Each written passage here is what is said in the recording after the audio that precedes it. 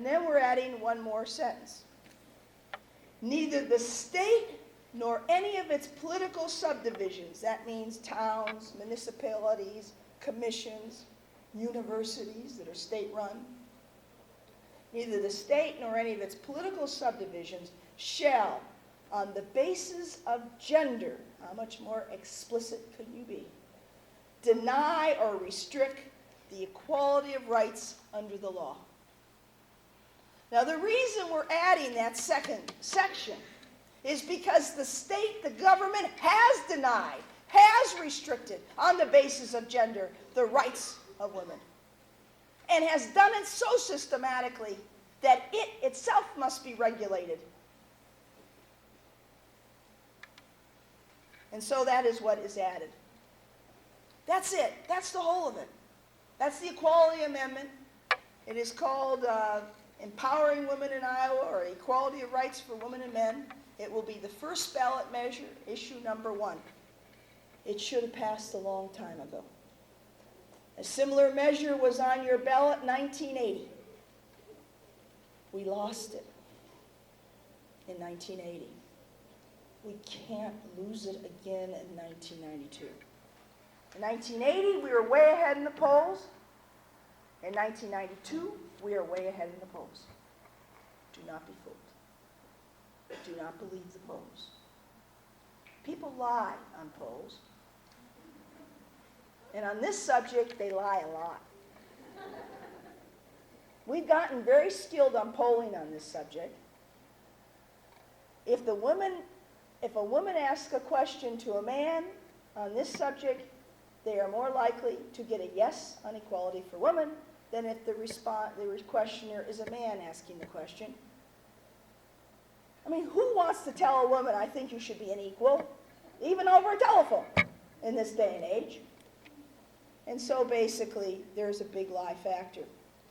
For women themselves, there's a hesitation factor because they're afraid what people will think of them if they want equality. Because they have been told they might be one of those women. But it's more in the other reverse. We have a slide off of men. To win this amendment, we need a super majority of women voting for it, over 60%, and we at least need 50-50 among the men. So every man in here has to work 10 times harder to keep the vote, and every woman in here has to work very hard to give us a super vote. It is only that combination that will win. We know that from prior experience. We also have to do many other things. We have to work very hard to get the young vote out. Young people are for equality far more than older people. Poll after poll after poll shows that. And so we have to get more young people voting. Right now, only about 20 to 25% of 18 to 24-year-olds vote. But over 65-year-olds, you know what the percentage are voting? It's around 80%. Actually, it's about 85% among men and about 70 to 75% among women. Those young voters are undervoting. The older voters are using their suffrage privilege. We must bring up the young voters, not just 18 to 24, but all the way through to about 35. They're all undervoting, especially single women head of households, our most likely positive voter. Of course, she's the one that's running from the baby care, this care, and she has a job that if she takes off any, she won't get paid. And then we put the elections on Tuesday, ha-ha. So anyway, we have to work very hard to get our vote out, to increase our vote. Young people, by the way, are not voting because they're lazy or they're apathetic. They have been discouraged systematically from voting. When you get to be 18, no one says, hey, this is your rite of passage. You're an adult now. You get to vote. A big fanfare, a big ceremony. I can tell you our schools, and I understand in Iowa it's 14 years old. In my home state right now it's 15 and 8 months. If you are that age, you get your driving permit. God forbid the auto industry does not want to lose one day of eligible driving time for the young driver. But nobody is really encouraging young voters. There's not at the age of 17 and 8 months or a little before voter preparation and classes and making sure you're registered and big ceremonies and muckety-doo about that. No.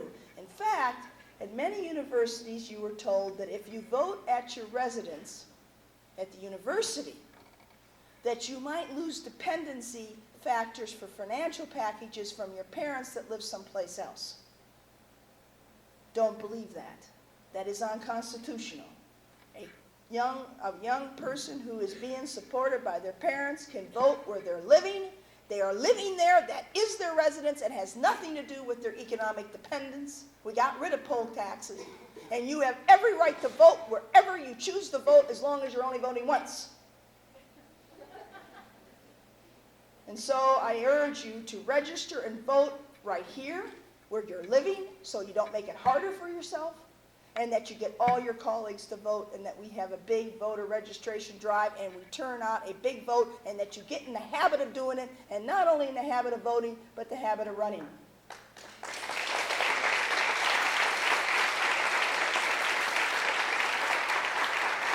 The average woman runs for office the first time when she's 40. The average man runs for office the first time when they're 25. It's a seniority system, and so guess what? He gets there first and gets to stay there longer, and his boss for longer. And since you're always junior because you got there later, too bad. Women are talked out of running because they're told they're not qualified and they must get these super qualifications. God knows what they are, looking at who's running.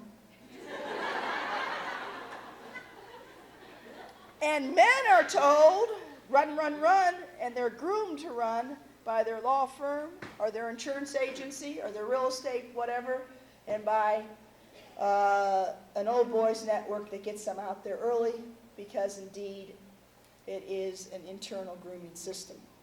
We have to break that up, get far more competition so that none of the above is not so popular. Anyway, both of this we think could happen if you got active on this campaign. We have passed out little green cards. If you're fed up, if you think there should be change, if you would like to work with us, and we need every person in this room, women and men, young and old, to sign up. Even if you can't work, sign up, because you'll get our mailings, you'll stay informed, and you can pass them to neighbors, etc. If you can help us by voter registration, canvassing, phoning, fundraising, check it. If you want to do a summer internship and learn how a campaign is run, sign up for an internship.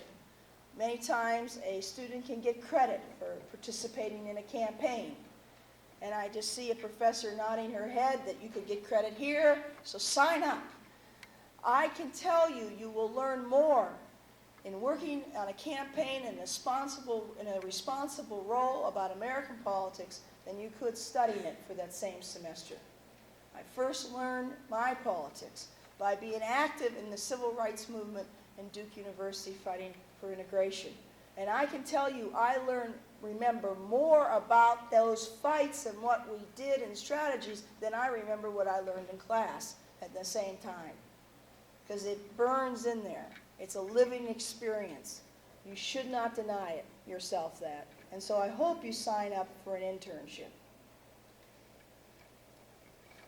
Many places in this country, this election, there won't be active campaigns for feminism and women's rights. You're lucky there's one right on target here in Iowa. And so I'm hoping you look at this as an opportunity to get involved. And don't think it's some little meaningless aside constitutional thing that hasn't anything to do with everything else you're doing.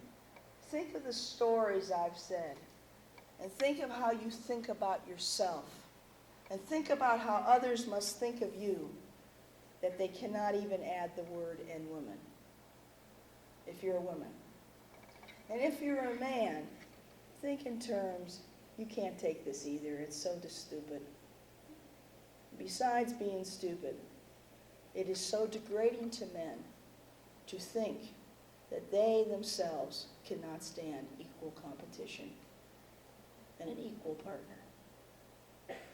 You know, nobody from this life and inequality benefits. I happen to think that in violent situations, and that's what you were marching about, and that's why I come back to it, there's no winners. When that woman hits the emergency room, you can't tell me that the person who did it to her is a happy person either. I really don't believe that sadism is the reason that these things happen. I think it makes all of us disgustingly miserable when we don't treat each other justly and fairly. That's why I think we'll eventually win.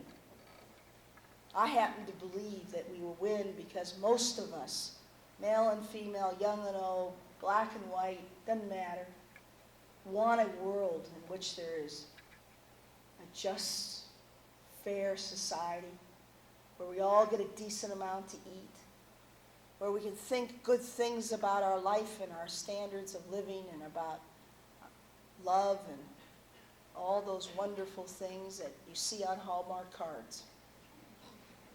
I really think that down deep we're all pretty corny. I do. Corny, I said, oh God, I didn't mean it that way. I am. Iowa. No, I didn't say it for Iowa, honest to God. I just happen to think most of us like to feel good. And I think that treating people decently and fairly is a part of feeling good. And so I do believe that as hard as it is, we shall overcome. And why shouldn't I feel that way this year? I mean, just think of what's happened. The Iron Curtains come down. Apartheid. A vote has been taken. I know it hasn't ended, but by God, we won it.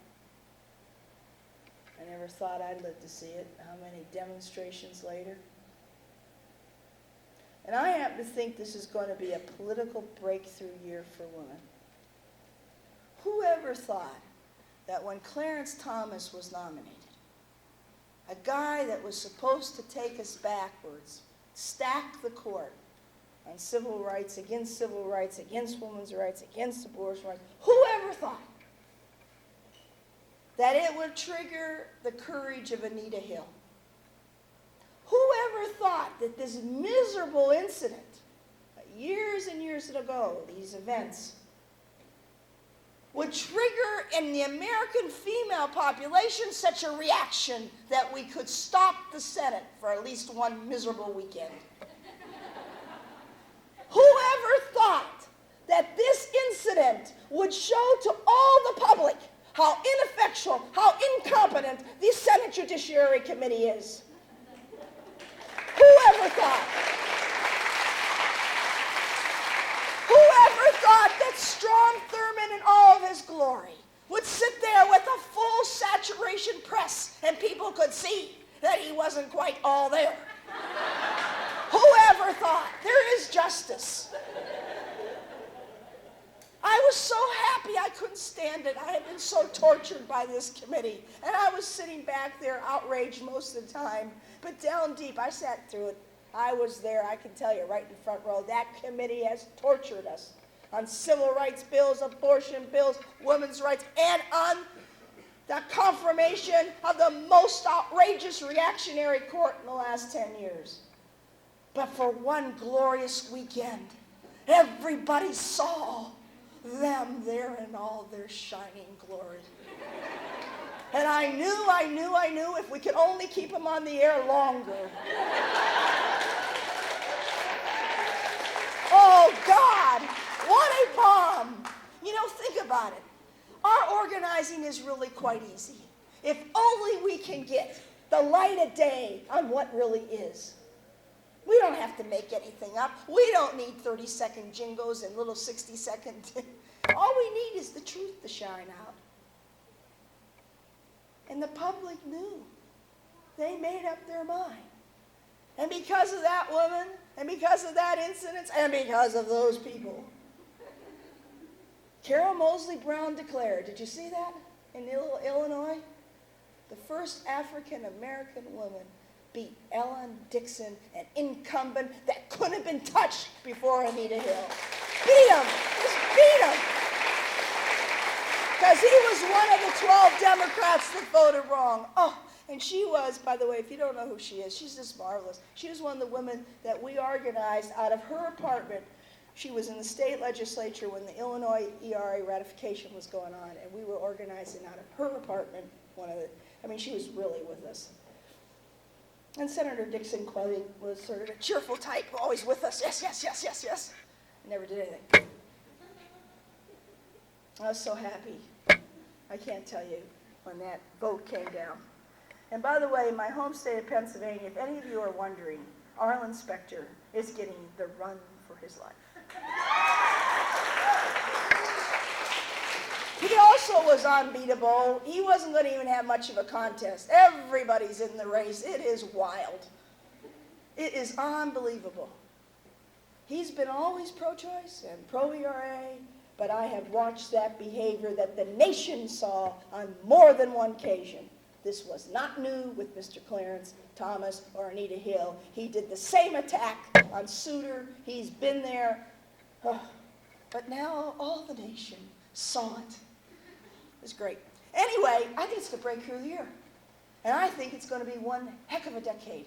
In fact, maybe with a little luck, we will ratify the federal amendment by the close of this decade and the dawning of the 21st century. When you are now thinking about signing this, in case you haven't, think in terms of if Iowa could set off a tide like Anita Hill. If you all worked really hard and you upset the apple cart and you brought in a vote not close, but 70 or 80% and knocked it out of the ballpark, I can guarantee you that other people would say, my God, they did it in Iowa. And if they did it in Iowa, we'll do it here.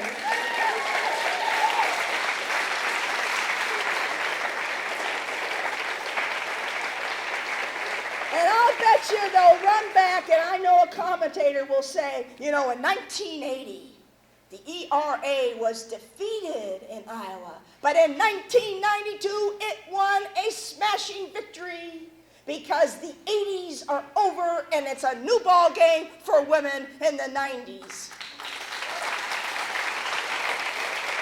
So now look at these cards and think in terms of, come on, you can do it. You can sign up. Now, with the people who are going to collect them, let's collect them right now. How many of you would sign up to help register to do something in this next few months? Internships. How many people can help us? Put up your cards and think in terms of not only putting up your cards, but taking out your checkbooks. The campaign will have volunteers all over. I went a little long, but I think it was worth it. You've been a wonderful audience, but I know more importantly, you are the change agents. You can make it happen. And I can't wait till this campaign really gets kicked off. Thank you very, very much.